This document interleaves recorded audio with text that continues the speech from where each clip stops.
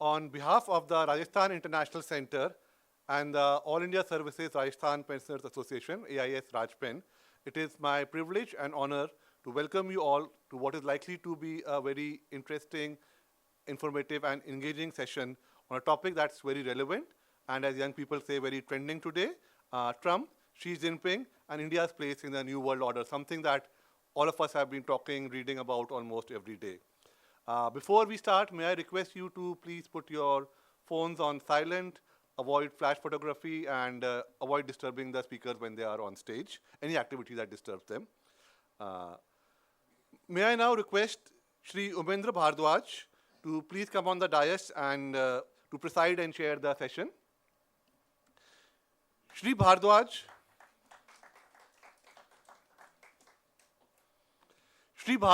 is the former Director General of Police Rajasthan and the Vice President of AIS Rajpen. Before being DGP Rajasthan, he was Director General for Prisons, headed the Anti-Corruption Bureau, and was well known for his pro-people policing style. Currently, he serves on the Board of Management of the Sardar Patel University of Police, Security and Criminal Justice, Jodhpur. Welcome, sir. May I now invite our eminent speaker for the evening, Shri Vijay Gokhale, to please take his chair on the dais. A detailed introduction will be given by the chair, but Mr. Gokhale, as the former Foreign Secretary India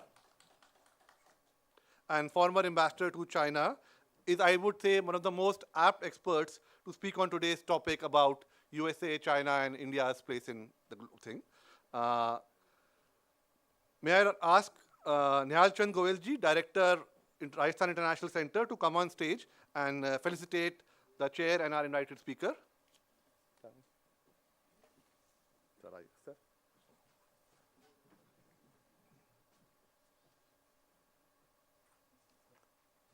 Chair. So, Umendra Bhardwaj ji and Ambassador Gokhale. I will now hand over to the chair to take the session forward. Just a note that the talk portion will last till about 6:10 p.m. and then we will have 20 minutes for question and answers. Sir.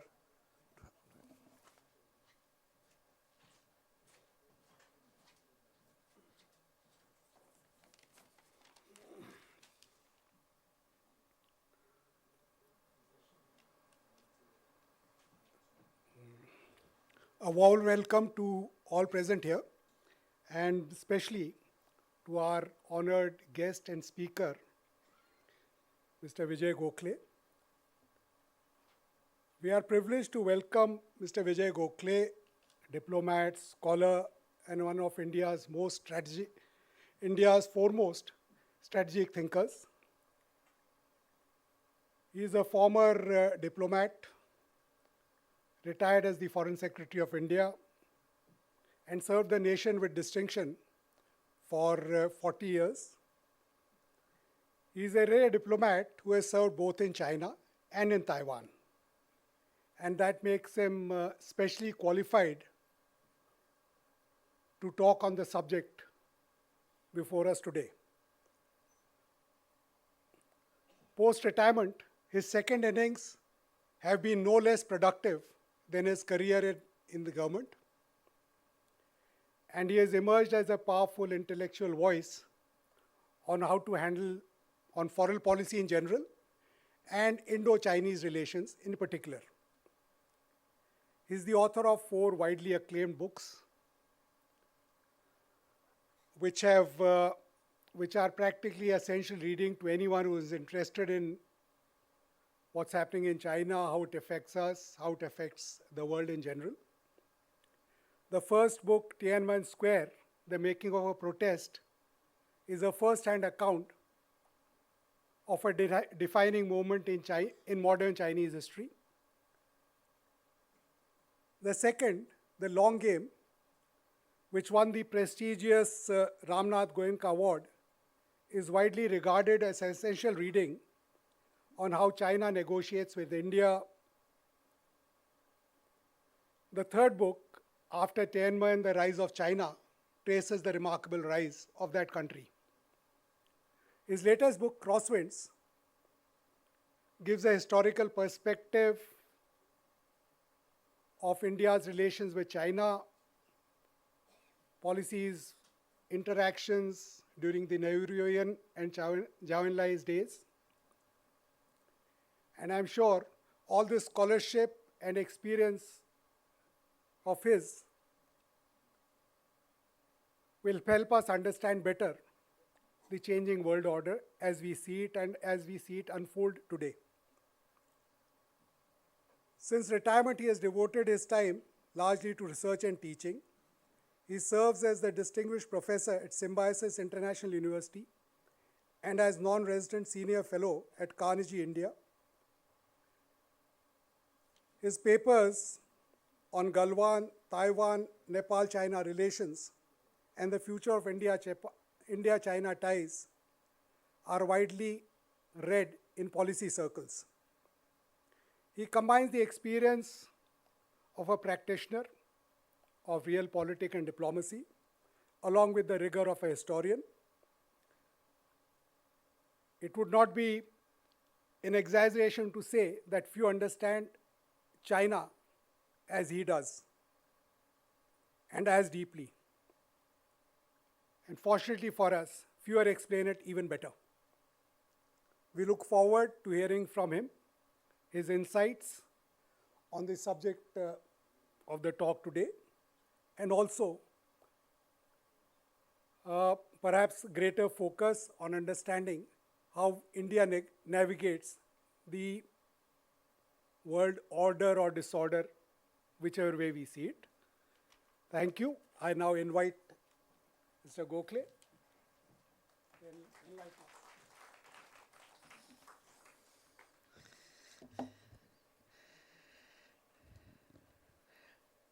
Good afternoon, ladies and gentlemen. Thank you, Mr. Bhardwaj, for that very generous introduction.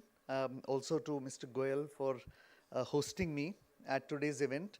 And I'm also deeply grateful to Mr. Sisodia for actually inviting me and persuading me to come to Jaipur. Not that it requires much persuasion, but nevertheless, it was very kind of him to arrange my visit, and I'm very grateful to him. I think in starting with what is happening in the world today, I want to use a word that was used last week by the American Undersecretary for Defense, Elbridge Colby, who is a very influential figure in the current Trump administration. What he said is that the world is at the cusp of a profound strategic change. And put differently, the Canadian Prime Minister last month at Davos used the word rupture. The international situation, he said, is on the point of rupture. And I think that captures the sense of what is happening in geopolitics today, a fundamental shift in the post-Second World War global order. And the question is, why is this happening? Of course, the most tempting explanation is to blame this all on President Donald J. Trump. Now, of course, part of the blame should be attributed to him, but I think we should see this as part of a longer-term development rather than simply something which is episodic and specifically related to the election of this President of the United States. And so I just want to go back and look at what happened after the end of the Cold War. Because when in 1991 the Berlin Wall fell and the Soviet Union collapsed, the West believed that they had earned the right to shape the new international order for the 21st century. And that order would be based on two organizing principles or pillars. The first was the political principle of Western-style democracy. And I use the words Western-style democracy very carefully because it implied a certain meaning in terms of human rights, rule of law, and so on. And the West felt that everyone must adopt this principle because in the 20th century, democracy had successively overcome European empires at the end of the First World War. It had defeated right-wing fascist movements in the middle of the century, and it had humbled the left-wing communist and socialist movements by the end of the century. And so they felt it was natural that the world should just be like us, a Western democratic political system. And the second organizing principle was the principle of free markets. In other words, the unrestrained movement of goods, services, capital, and technology across borders, of course, within a global framework that would be set by the West, led by the United States. And the view was that, of course, geopolitics is important because you will have a conflict here or a conflict there, but this can be contained. And broadly, the 21st century will be determined by economics and technology, all of which will be within a rules-based order. This was the word that the Americans coined, which was essentially to maintain Western domination of that system, to prosper itself and, of course, collaterally to prosper all of us. Now, what is interesting is 30 years later, that has really not panned out. Secretary of State Rubio, speaking at the Munich Security Conference last week, finally admitted, and I quote his words, he said, "This is a dangerous delusion." Because what he was saying was that the majority of Americans felt that this global order they had built in 1945, that they had nurtured by spending a lot of their money, that they had defended by spilling a lot of their blood, had not given them the jobs or the prosperity or the influence that they desired, and they really didn't feel they had a stake in it. And it is this deep-set dissatisfaction in the United States, certainly a very large minority, possibly a majority of citizens, and to some extent reflected in Europe, which has given effect to has given rise to what I call the Trump effect. Trump is therefore not a cause of what is happening in the world today, but actually is a symptom of what the Americans feel about the world today. And the core of that feeling is again what Rubio told the Europeans in Munich last week, which is global order cannot any longer be placed above American interests. So what the United States is now doing is ripping apart that global order, bit by bit, piece by piece, whether you're a partner or an ally or an adversary, whether you're big or small, whether you're far or near, it doesn't make any difference to the Americans. And really they are trying to create a new order by a few priorities which they have outlined in the national security document they released in October. First, of course, they said we must prioritize what are the consequential interests of the United States. And basically it has listed out three.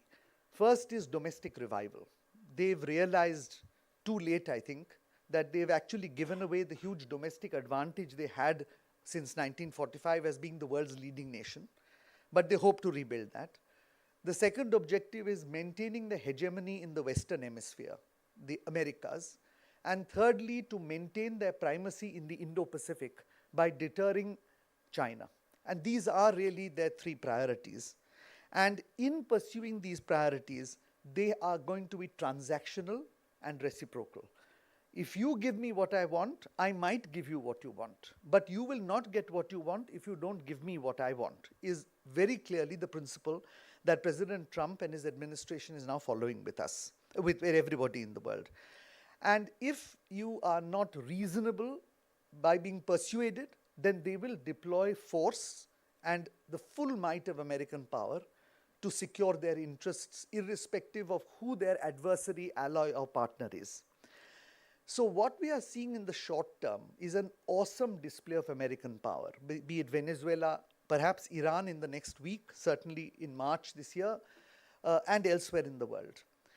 But I also believe, and this is my own view, and it's open to interpretation, but I also believe that what is happening inadvertently is that the Americans are also displaying the limitations of their power, something that a great power should almost never do. Power is a mysterious thing, and those who have been in government know it. You really don't know what you can do with it. But when you can't do something with it, everybody knows you can't do something with it. And the trick is never allowing anybody to know what you can't do. I think what's happening is the Americans are actually inadvertently revealing what they can't do. So they can kidnap Maduro from Venezuela, but they can't control Venezuela and Venezuela's oil the way they could do in Iraq 20 years ago.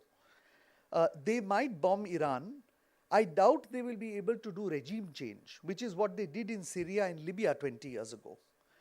They can blackmail us into not buying Russian oil, but that's not going to get Putin to agree to what Trump says on Ukraine. And they can bully the Europeans, but the Europeans are not going to give Zelensky on a platter to Trump either. And each of these, in a sense, exposes the limitations of American power. So in the longer term, I think what we are seeing is a gradual relative decline of the United States. Now, that does not mean that they will fall apart, and declines are very gradual. As we know, the British Empire, even by 1900, had been overtaken by Germany and the United States, but it took another 50 years for the UK to decline into a middle power. I'm not saying the United States will be middle power, but it certainly will no longer be the global hegemon in the next 15 or 20 years.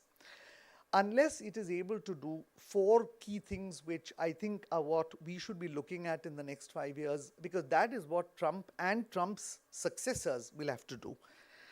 First is, can the United States rebuild its domestic political consensus and unite the people around a common goal? That was what it did in 1945 after the Second World War. Now, America has a great capacity to do that. But in the current situation, when it is following a Make America Great Again policy, a MAGA policy, which blames immigration and legal migration for problems, which talks of America as a Christian nation, which talks of civilizational erasure, the word that words that Rubio used in Munich. The West is facing civilizational erasure, presumably because of migration and because non-Caucasians are entering the United States. Makes it difficult to believe they can actually unite Americans behind the new domestic consensus. Because this is not the America of 1945. There are significant immigrant populations which are now in the 2nd and 3rd generation, know their rights, and are no longer doing menial jobs. So that is the first question. Will America be able to reintegrate and focus its population on a new goal? Secondly, can the Americans reindustrialize? And can they retain the technology edge? Now again, from 2000, when America had 25% of the world's share of manufacturing, we are down to 16% today and declining. On the other hand, China has gone up from 9% of manufacturing to 28% today and rising. And just to put it in perspective, China's share in global manufacturing at 28% is greater than the next 3 countries' share of world manufacturing added together. So if you add the United States, Germany, and Japan's share of manufacturing, it is less than China's in the world today. That's China's enormous manufacturing capability. And the question is, how can you reverse this trend quickly enough to reindustrialize America in a 5 or 10-year frame?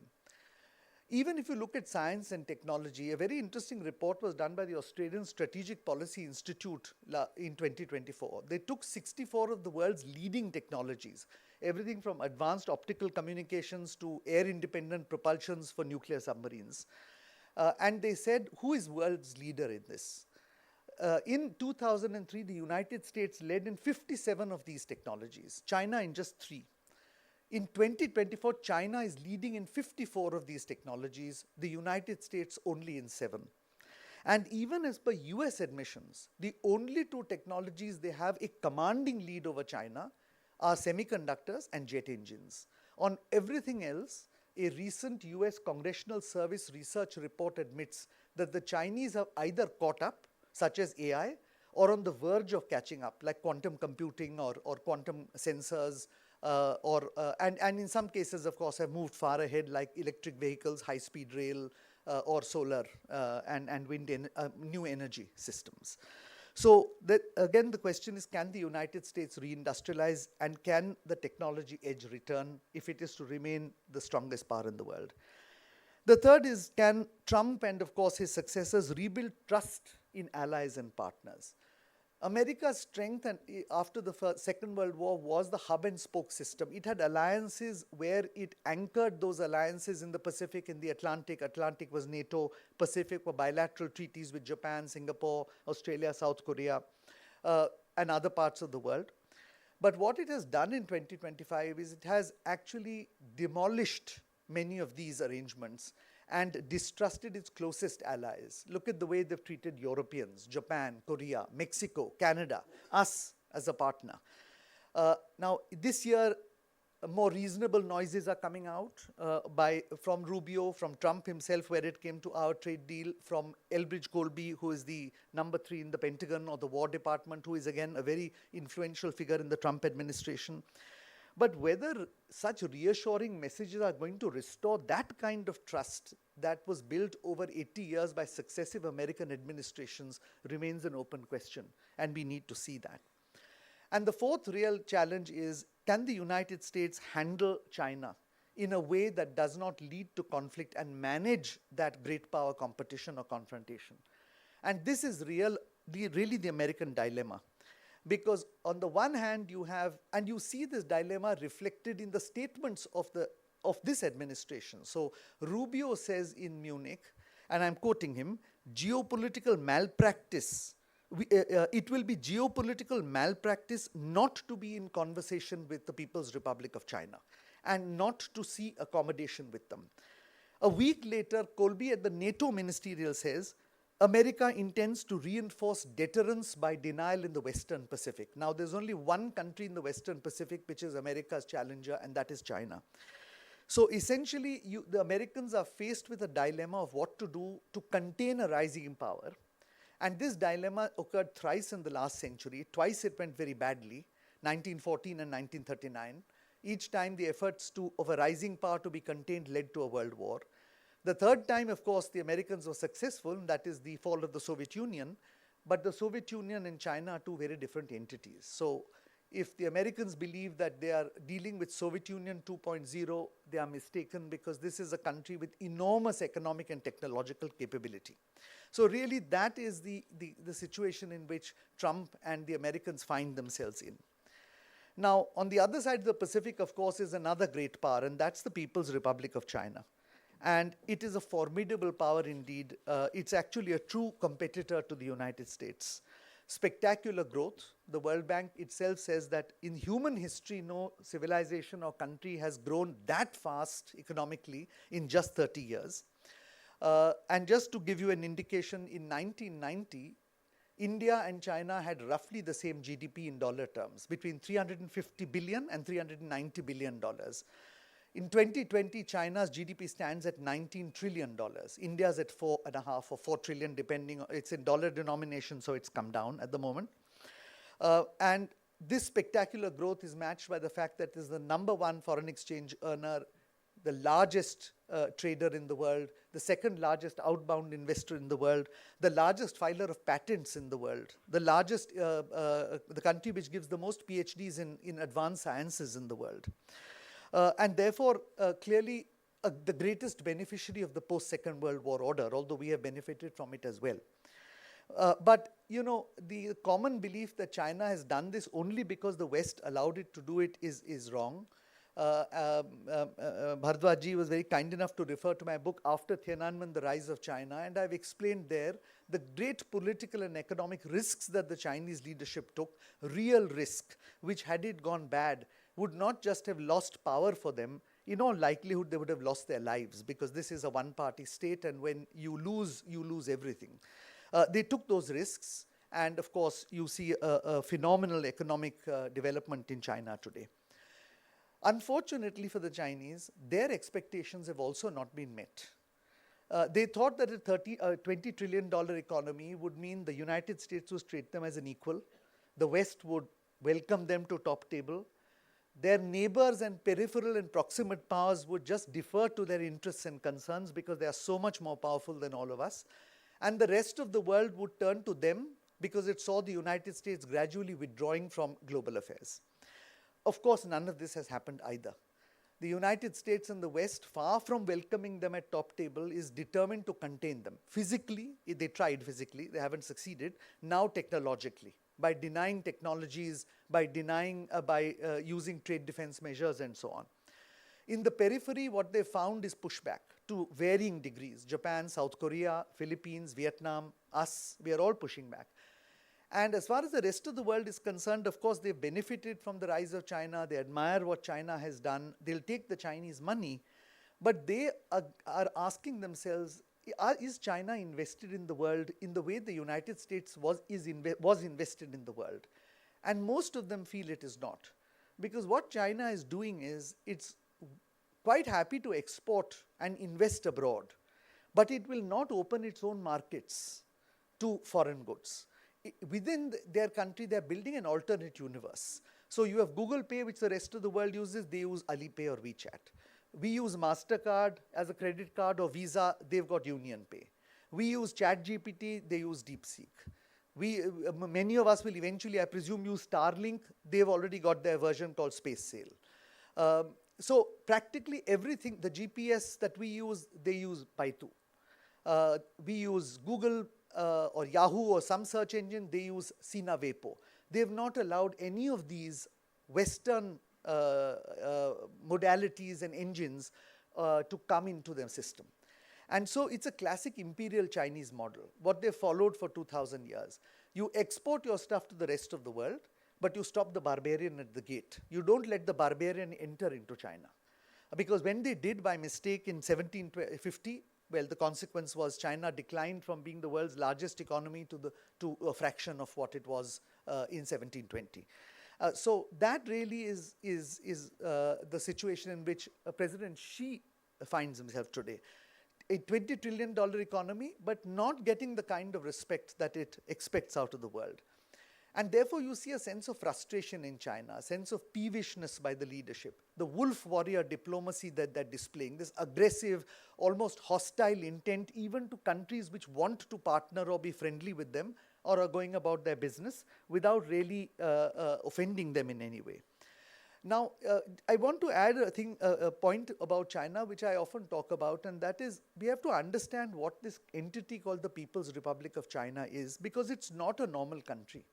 It's a party which has captured the institutions of the state, the military, the constitution, the legislature, the executive, even civil society. And they are driven by a single purpose, and that is their survival and perpetuation in power. So what we are seeing is two different forces working in China to shape policy. The dominant force, which is we are the world's largest country, we are the world's greatest country in history, we now have an economy and technology equal to United States, and we will be great again. An almost hegemonic mindset. What we don't see is the second mindset, and that's a deep-seated fear. A feeling that the United States, its allies and its partners, and that includes us in their calculations, are determined to subvert the Communist Party, bring them down, somehow derail China from its goals. And this regime insecurity, and there's deep regime insecurity in China. It's ironical that a country which has done so well, which is so prosperous, which has got its citizens such a great degree of prosperity, that leadership feels deeply insecure. And this regime insecurity is why the Chinese behave the way they are behaving now. And this regime insecurity is increased over since COVID, for a number of reasons. Firstly, of course, there's just an overproduction of goods. China's is an export-led growth, and it worked very well when they had a $4 trillion, $12 trillion, $15 trillion economy. But now in a world which is stagnating, where recession is coming in, countries are using trade defense measures. They're no longer prepared to just accept any Chinese product. But the Chinese model is to just go on building. So you have huge inventories of everything from iron and steel to cars. And therefore, what do you see now in China? Factory closures, bankruptcies, joblessness starting. Now, the second problem is, as we know, our own governments, when you have a problem exporting, you increase domestic consumption. And so Xi Jinping has tried very hard to spur on domestic consumption. But the problem is he's come up against a psychological issue for the Chinese. For 30 years, they've grown at 10% per annum. And suddenly you tell them you're only going to grow at 3 to 4% per annum. You add to that the fact that the population is declining. So a couple in their late 30s or early 40s will have 4 parents. In their 70s or 80s, they have to look after. 1 child, which they have to educate and save for themselves. They're not going to spend money. They're going to save. That's it. And lastly, because property, which was the primary savings instrument of the Chinese middle class, has devalued because it's just overbuilt in both cities. So what you have is a negative wealth phenomenon, and just when Xi Jinping wants them to spend, they are saving. So that's not helping the economy. And the only other measure is then what the government of India does, which is MNREGA, or their direct benefit transfer. You just transfer government's funds and hope the people will spend. But the problem in China is that the only means of government raising funds there is by leasing land. Land, as you know, can't be owned in China. It all belongs to the government. They lease it, and then the property developer builds these very nice apartments or commercial spaces, sell it, and the government gets revenue, both in terms of taxes and in terms of lease. Nobody is leasing land anymore because it's just overbuilt. And so just when the government needs money, many of the districts and many of the provinces, states are now bankrupt. So they can't even do this sort of thing, pump priming of the economy. And so I think China is facing considerable economic headwinds.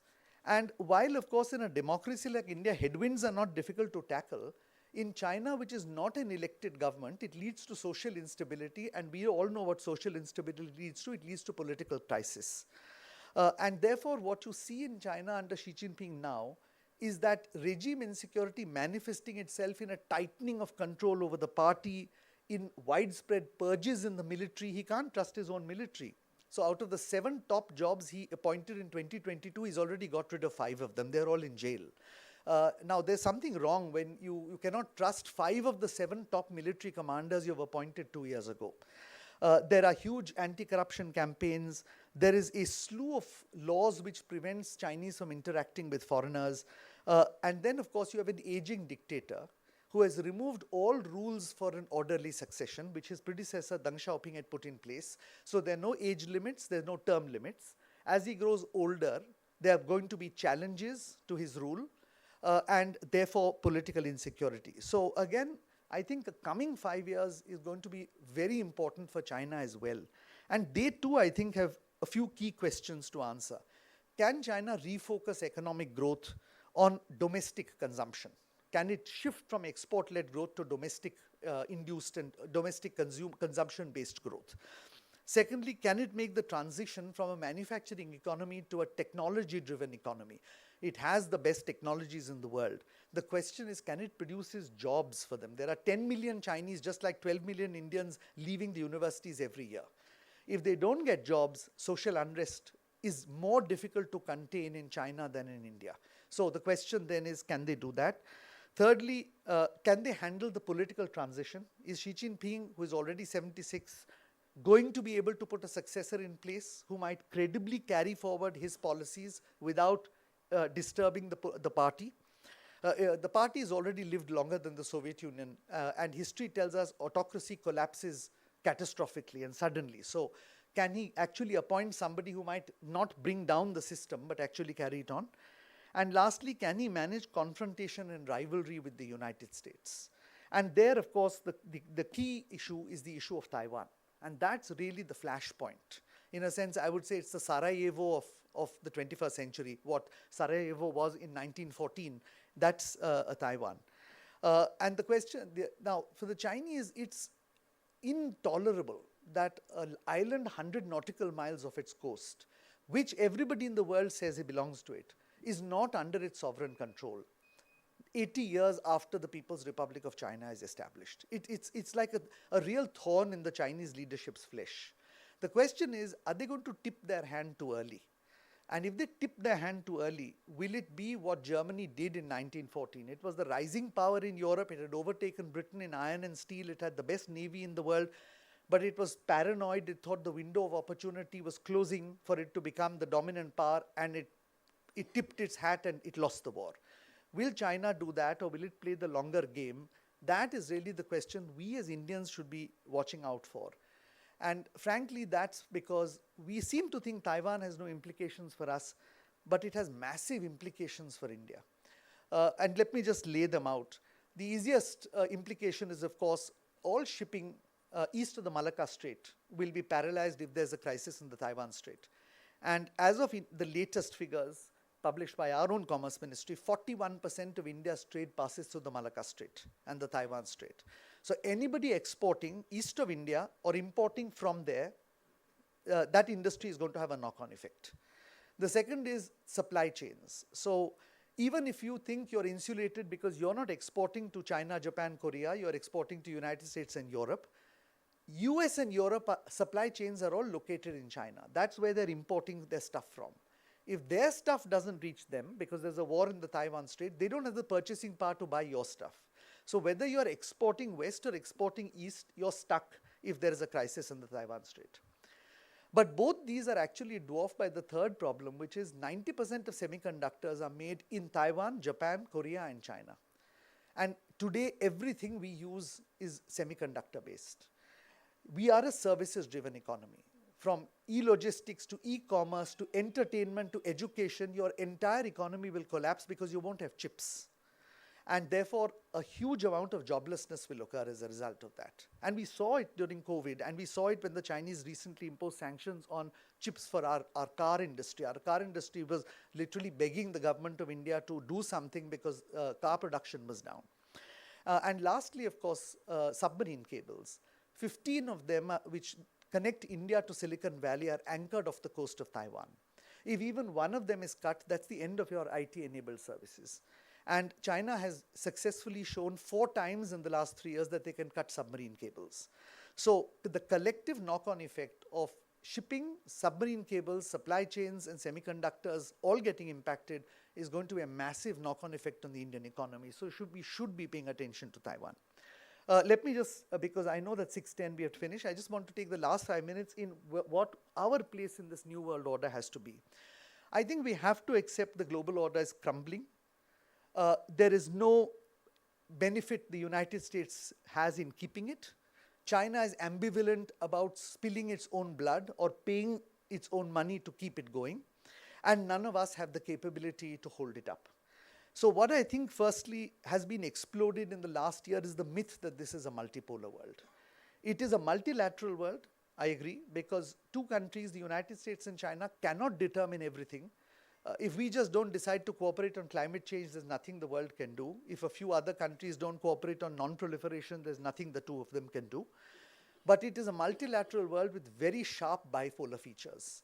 Because 2 countries economically, technologically, and militarily are so far ahead of the rest that ultimately they will shape the new world order. And we will pretty much have to go along with it. And the real challenge for India is therefore, how do you find enough wiggle room in that bipolarity which is emerging in order to ensure that we grow at 8 to 10% per annum and we maintain a certain degree of strategic autonomy. And I think the only way that can be done is to refocus on what our core priorities are.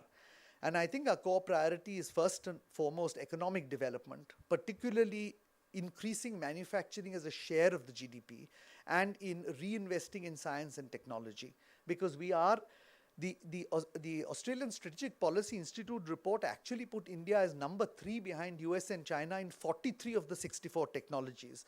But when you started reading the fine print, we were streets behind the other countries. So for example, on quantum computing, China controlled about 60% or 50% of all global research, the United States 40%, we were at 6%, but we happened to be number 3 in the world. So if you go just on rankings, we seem to be doing okay, but if you actually start going into figures, we are really far behind the other 2 on all the 64 technologies. We really need to do that. Secondly, I think we need to reorient our geopolitical thinking and focus on the Indo-Pacific. And the reason for that is the history of our country tells us that it is the Indo-Pacific which actually led to India being this enormously huge economy until 1750. The wealth of India did not come from the Gangetic Plain. That was where the food of India came from. The wealth really came from our coast, Gujarat, Konkan, Malabar, Cholamandalam and Bengal. And that's really where the wealth was generated. Why? Because we were controlling all trade between the East and the West along with the Arabs. The Silk Route is a misnomer. The Chinese never ventured out of China. It is the Indian traders, the Arab traders, and eventually the Europeans who came in who took that trade between China and Europe. And that's where Indian prosperity came as the trader, as the middleman in this whole process. Of course, along with whatever products we are making, textiles, cotton textiles, spices and all. So I think the Indo-Pacific focus is essential because we need to re-energize the fact that we are a maritime nation, not a landlocked one, not focused on our northern borders but on our southern borders, that our neighborhood stretches from the Malacca Strait to the Red Sea and not from the Rann of Kutch to whatever the trijunction is between India, Nepal and India, Myanmar and China. And that our future lies in tying up with markets in ASEAN, in East Asia, and west of us in what is the Gulf and East Africa, the Indo-Pacific. And I think that's the second important element in trying to reorient ourselves into fitting into a global order, a new global order. The third is, I think we need to realize that we will have to, if we want to be a major power, take greater responsibility for world affairs. We pay very little for our membership of the United Nations. I know the formula allows us to pay too little because it's based on GDP and it's based on a whole lot of other calculations. But if you want to take responsibility, you have to step up to the plate. And that means as citizens, we have to accept that foreign policy is going to cost us more, national security is going to cost us more, and we have to allocate the resources. That requires, of course, a mindset change in the government because we are still very domestic focused, but more important, it requires an awareness among Indian citizens outside Delhi. Because I live outside Delhi and I'm surprised at the lack of knowledge and the lack of interest that even the educated citizens have, certainly in the western part of India, even though they are doing businesses which have a lot of external component to it. There's a certain naive sense about what is happening in the world abroad, as if it's not going to affect us and we are quite happy on our subcontinental landmass. So I think we need to build that awareness among our citizens. And the last point I want to make is that ultimately we need to have good relations, stable relations with everybody. The United States, we cannot substitute anybody with. They are the only place we can get both capital and technology of the sort we need. If that means we have to deal with Trump, we may have to swallow a few things in the short term to grow in the long term. With China, we need a stable and predictable relationship. You cannot possibly have a superpower to your north with which you have a constantly inimical relationship. As it is, the cost to government of maintaining 100,000 troops on the border and of the advanced equipment that you need at those altitudes is enormously debilitating for the government, and it's going to get more and more expensive. So a stable, predictable, nobody's saying friendly relationship, that may not be possible, is important. We need to revive the relationship with Russia. I think we've forgotten that that's a country with which we have no fundamental conflict of interest and which has stood by us in our worst times and which has transferred critical technologies to us, albeit for an arm and a leg. We've paid through our nose, yes, that's true, but no other country is willing to share that with us, even if we pay through our nose. So I think we need to respect that and build relations, rebuild relations with Russia. And I think the European Union, ASEAN, the Gulf Cooperation Council, and East Africa are then the key economic players with which we need to rebuild that relationship. And if we can do that, I think we are looking at a fairly comfortable way of navigating what is going to be a roller coaster ride for this world for the next 5 to 10 years because of Trump, because of Xi Jinping, because of what the Americans and the Chinese are going to do, and because of the fact that the world order is just crumbling faster than I think anybody, including our own government, anticipated. I'll stop there, sir, and I'll be happy to take any questions. And I want to thank you again for giving me the opportunity to speak to you all. Thank you.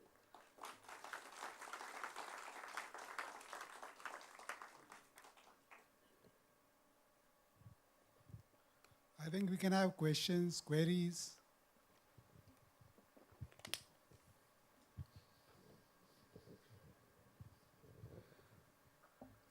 Thank you, sir. That was a very interesting talk. But may I know as to why would the Chinese be interested in having a stable, predictable relationship with India, particularly in the military sphere? As far as my understanding goes, with most of their other neighboring countries, they have settled their borders, with the exception of India and I think maybe one or more countries. Even with Russia, they have settled their borders. So they're not settling the borders with us is an indication that they are really not interested in, and they have some very major claims on Indian territory. So, to have a sort of a good relationship with China, do we suggest we give up some of, or we accede to some of the claims, or and the militaries are at each other standing nose to nose? So, how do you think this whole thing is going to shape up? Thank you. So I didn't say that a stable or predictable relationship necessarily meant giving away our territory. I meant that we should be able to not have a constantly adversarial relationship with them. Why is China interested? Well, let me put it this way. We obsess about a two-front war between us and China and Pakistan. What we don't understand is China obsesses about a two-front war as well. Its principal existential threat comes from the United States and its allies. They are all ranged on the in the West Pacific: Japan, Australia, Korea, Philippines, and the United States. The only other front that can open up is India, which has the capacity, albeit limited, to create problems for China and to deflect its attention when its primary focus is its existential threat and enemy. And therefore, even in 1962, people focus on 1962. What they don't focus is on what happened in 1960. Twice, the Chinese ambassador in Delhi, and this is public knowledge because the papers are in the Nehru Memorial, that twice in 1959, Mao Zedong sent people to Delhi and specifically said, our threat is in the east, India is not a foe, we don't want war with you. Now, this was not with an intention to make a friend of you, it was an intention to prevent a two-front conflict. Both times we rejected it. That's for historical reasons not to be discussed now. But the point I want to make is that concern that India is the only country capable of opening a second front remains their concern today. The more so as you move closer and closer in their eyes towards the United States. And therefore, there is an interest on their part as well to have a stable and predictable relationship that keeps you neutral in a conflict with the United States. They have no intention of settling the border with you. They think that they are going to grow faster than you, and therefore time lies on their side. Although I have begun to doubt, I think they are also rethinking that issue now. But nonetheless, I think a stable and predictable relationship serves our interests and possibly serves their interests. At least it's something we should explore.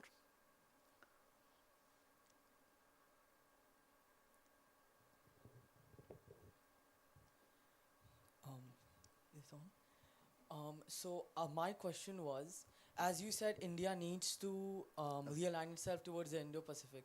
Do you think that it would be a good strategic interest for India to start focusing on making Western-style defensive treaties with Eastern nations like Japan, like Taiwan, like South Korea? As you said, China is also terrified of a two-front war. So if alliance structure like this could form, it could force China to like the concessions table. Do you think that that's... My understanding is that India would not be comfortable in a formal alliance with any country. But it is looking at forming plurilaterals like Quad, for instance, which allow you to share views with like-minded countries, or a like-minded approach with other countries, but without formalizing it as a military alliance. I think to some extent that was the intention of Quad, our intention. Of course, the American intention is always to try and make you an ally formally or informally, and that's not something that I think India will agree to. But on the whole, I think we are too big a country to be allied to anybody, and I don't think that there is, civilizationally speaking, a sense that India is willing to play the junior partner to others. So I think what serves us best is maintaining a certain degree of autonomy, and that comes with the economic strength, military power, and all the other attributes of the state. But it is also in our interest to ensure that our friendships with others and our partnerships with others are something which are able to send a message to the adversary that we have options and we are not by ourselves. I think that has broadly been the government's policy, certainly over the last 3 or 4 governments in India. Progressively they've developed that. So I don't see that trajectory changing. Thank you.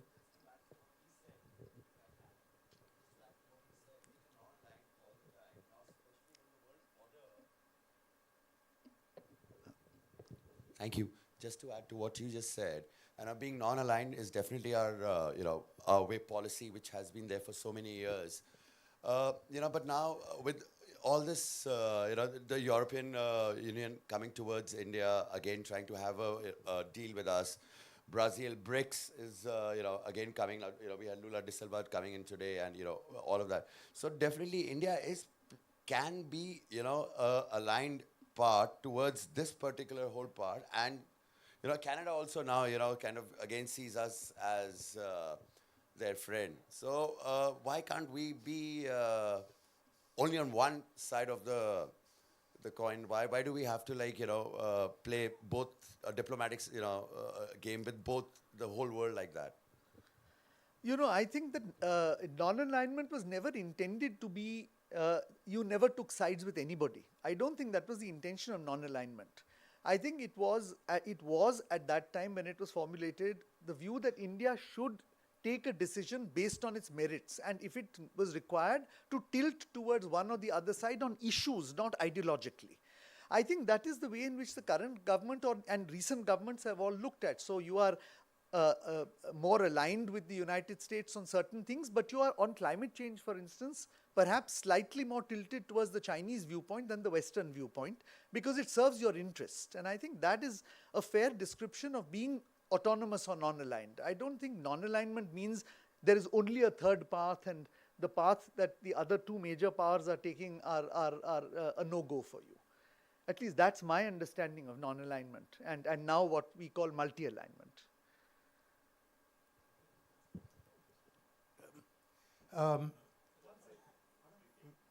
May I? Sir, I wanted to come to the India-Pakistan border issue. I won't go into the Ardagh-Johnson line or the McMahon line and all that. That's history, and it would deflect from what you were saying. Twice in the last 70 years, long time ago, of course, they had indicated a swap of territories. Once during Zhou Enlai's time, then Deng Xiaoping's time. Now, you said that there is some kind of rethinking in China about relations with India. Do you think in today's scheme of things, such a swap can be thought of by China? Because see, we are always saying this is India and this is China. But who the hell demarcated the boundary? We don't know what is China and India. So in that kind of setup, do you think these guys, or us for that matter, will look at the genesis of Ardagh-Johnson line or the McMahon line? Thank you, sir. I just want to share my own perspective on what was offered to us in 1960 and 1980 by Zhou Enlai and then Deng Xiaoping, because there is a sense that we missed opportunities because what we were being offered was a straight swap of territory, which we should have taken. My own reading of the papers is that that is only a partial explanation.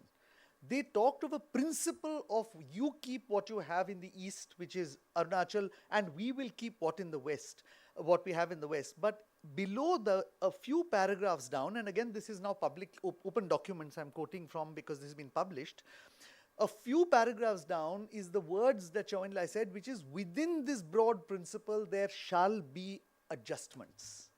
And that was the key that I think people are missing out, because the adjustments were code words for Tawang and Walong and the Lohit Valley and so on, which in subsequent perorations by the Chinese has become more evident. So to think that we missed an opportunity in a straight swap is not perhaps right. Perhaps you missed the opportunity to explore further what the Chinese thought of. So that's the first point. The second thing is, I don't think at this stage the Chinese are ready to settle the boundary. It suits them to keep the sword hanging over our head, so to speak. But I believe that if there is a change in the global situation such that the Chinese face a strategic threat from the United States, they may come to the conclusion that the best way to neutralize a second front is to settle that boundary. And that may be the opportunity that you have to secure favorable terms. Now, this is still in the realm of speculation, but my only submission here is that the global situation is changing so fast that we need to keep an eye not just on India-China relations, but how China is looking at the United States, and whether that relationship gives us some wiggle room to try and explore a settlement with China.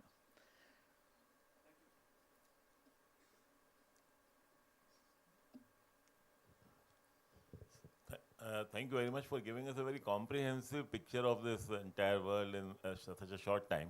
So there are two small questions. One, you said the social unrest will be more difficult to contain in China. Is it because of the inequalities growing faster in China than in India? That's one, according to us. And secondly, admittedly, China has risen steeply in the last few years. Can you identify 2 or 3 reasons, except that it is a one-party rule, etc., which led to this steep rise in the development of China or the growth of Chinese economy? These are just small Yeah, questions. so I didn't mean by social instability that there were greater inequalities. What I meant was that this is not an elected government. It is a government which rules because it claims that it gives the people a better life year by year. And if it is not able to do so, it tends to lose legitimacy in the eyes of the people. The problem is we confuse governmental stability with political stability. So, those of us who were around in the 1990s, you had 10 prime ministers. We were an extremely unstable government. But as a polity, India has been a fundamentally stable polity, right? 14 general elections, 18 times power is transferred. There's never been a military coup. There's never been an overthrow of the government. There's been a fundamentally stable thing. In China, there's governmental stability. We know that. There's only one party. But are we sure there is any political stability in that country? We don't know that. And the government clearly is not willing to put itself out, if it is that popular, as Mr. Xi Jinping says, to ask for a vote from the people. So a social unrest is more likely to create trouble there than in India, where, after all, we've elected the government to office. Whether we like the government or not, it has a legitimate and constitutional right to handle that unrest. So on the second question of development, yeah, there were two things that were done in the 1990s in a very big way. One was a decentralization of power. So it flowed from the central government to the provinces and then to the districts and the counties. And they could take economic decisions, not political and not foreign policy, but economic decisions which involved cooperation with foreign countries also to grow the economy. And that was one big reason, which is decentralization. And the other was a fundamental reform of social security by weaning the population away from a cradle to grave kind of social welfare, which said we will free school, free housing, free medicine, etc., etc., to a system where the social security net is much smaller, and what they've got is medical insurance, education insurance, and so on. And what is interesting is that after COVID also, President Xi Jinping has refused to go in for direct benefit transfer. Again, the whole ethos of that political party is we grew because we weaned the population off the direct benefit transfer and social security into earning for themselves. And therefore, if we go back to that system, we are creating an expectation we cannot sustain. It's going to cost us. And he's been criticized for that, even within the system and certainly outside, as to why China with so much money is not willing to do direct benefit transfer. But the reason is this. Its experience in the 90s was when you do direct benefit transfer, there's less, the population is less prone to economic development.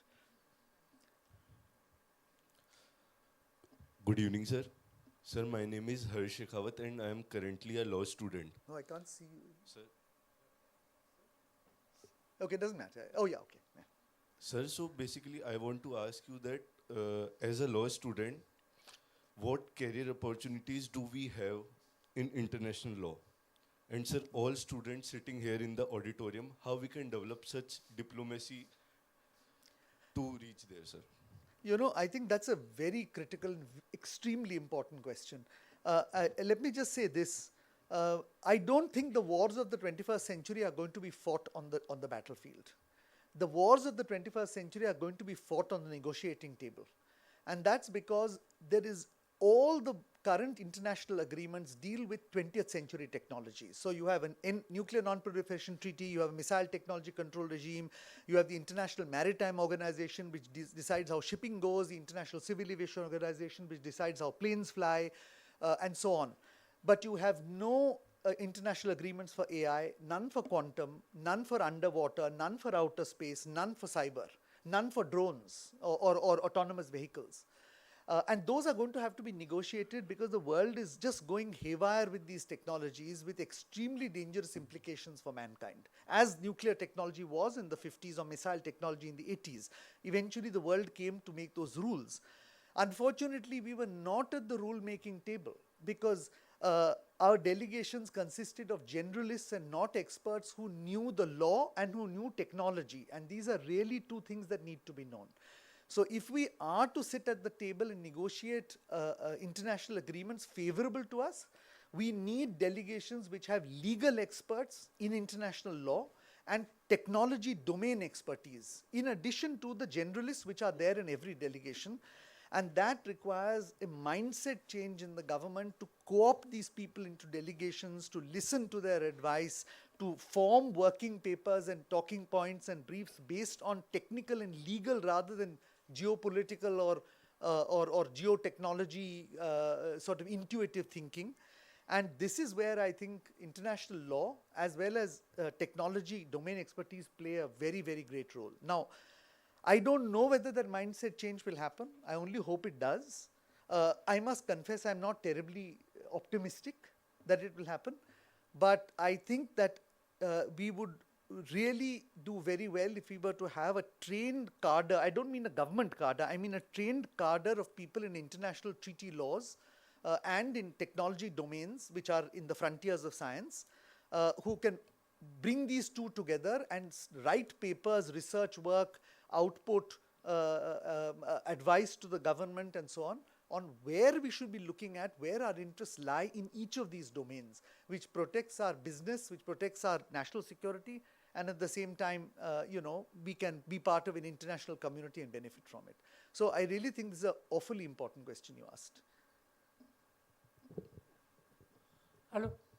Sir, my question is, both these US and China are using our relations in South Asia for our rightful place in New World Order.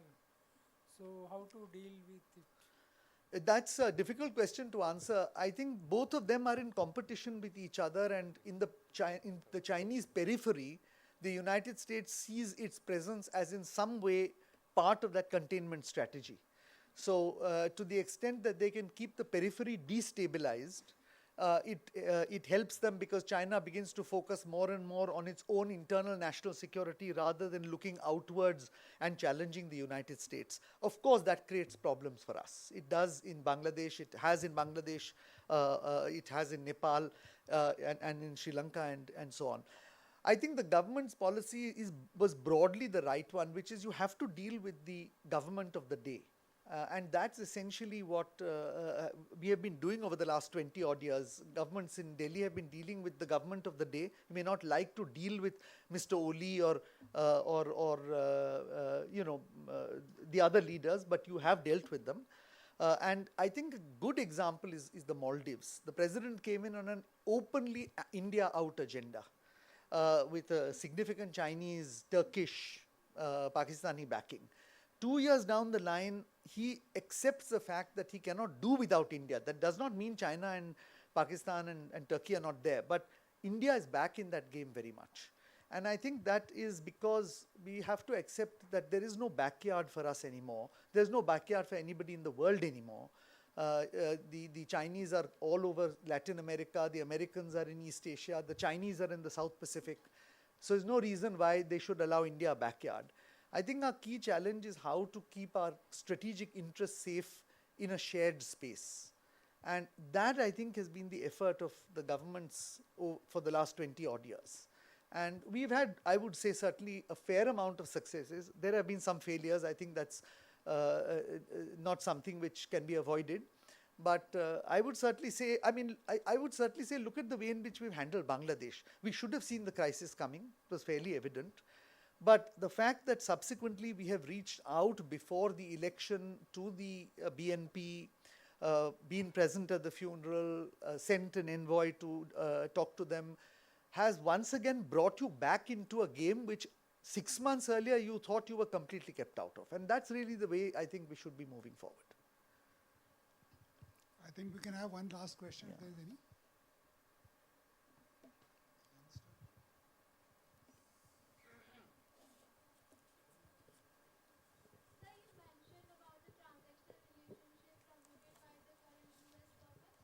Get the mic for you. So you mentioned about the transactional relationship promoted by the current US government. So how it can change the negotiations in the UN and its credibility and its effectiveness? Yeah, so I think we have to understand the US is moving away from what they say is a values based system to one driven by interests.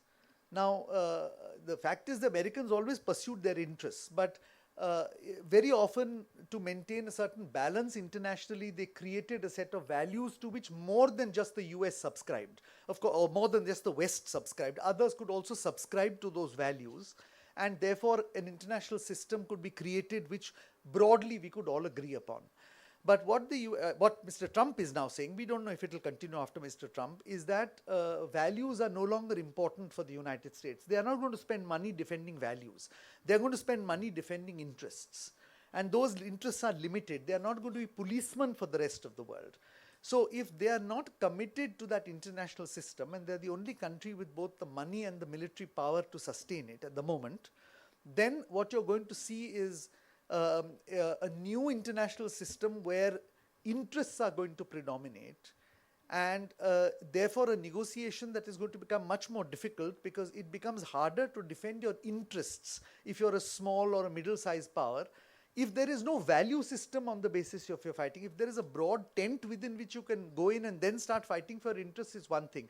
If there's no tent at all, then you're really fighting the 2 or 3 big countries, and you may not be able to get your way there. So I think we are in a paradigm shift, but as I said, this particular part we have to watch, because the way Secretary of State Rubio spoke at Munich and also Colbridge LB at the NATO ministerial, they've realized that just interests alone is not serving their interests. And so they're coming back to, he talked a lot about how we have a common history with the West, we are a Christian nation, and so on. So he's trying to build that. And with India, similarly, if you look at the conversation as reported by the White House between our Prime Minister and the President, he's trying to rebuild those bridges. I don't know whether the damage will be repaired, but let's see.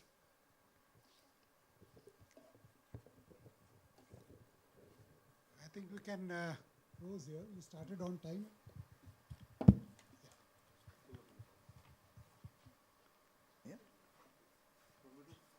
Yeah.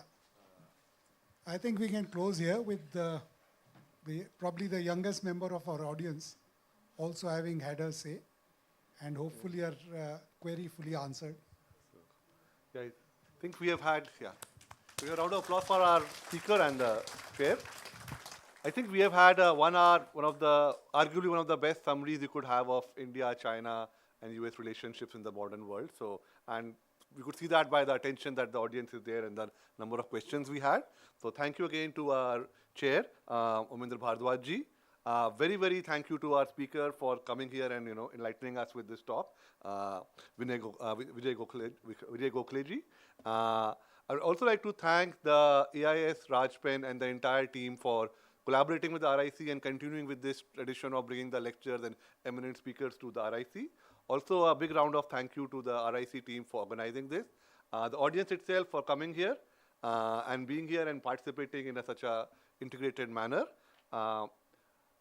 Normally I would say good night and good evening, but the evening does not end. We have another play happening at 7 p.m. in our main auditorium. And even before that, if you just go down to the lower ground floor, the Art of India exhibition, which I would recommend you go and see once if you have not seen, please go there and see that. Good evening, have a good night, and see you again soon in the same venue.